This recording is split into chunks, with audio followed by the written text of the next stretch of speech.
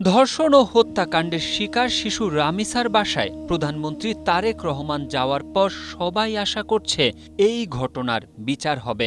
কিন্তু এরই মধ্যে অনেকের মনেই প্রশ্ন, আলোচিত আসিয়া, ইরা এবং তনু হত্যার বিচার আলোর মুখ দেখবে কিনা।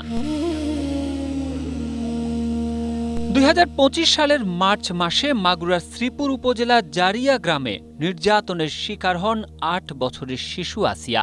গেল বছরের ১৭ই মে এই ধর্ষণ ও হত্যা মামলার প্রধান আসামি শিশুটির বোনের শ্বশুর হিটু শেখকে মৃত্যুদণ্ড দিয়েছিল আদালত। কিন্তু এই রায়ের পর বছর পেরোলেও এখনও বিচারিক প্রক্রিয়ায় আটকে রয়েছে অপরাধীর শাস্তি।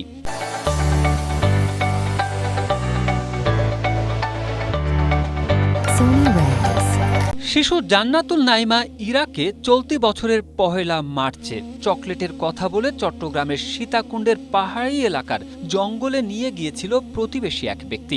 সেখানেই শিশুটিকে ধর্ষণ চেষ্টার পরে গলা কেটে দিয়ে জঙ্গলে রেখে গিয়েছিল ওই ব্যক্তি। প্রধান অভিযুক্তকে গ্রেপ্তারের পর ৩ মাস হতে চললেও এখনও এই মামলার অভিযোগপত্র দিতে পারেনি পুলিশ।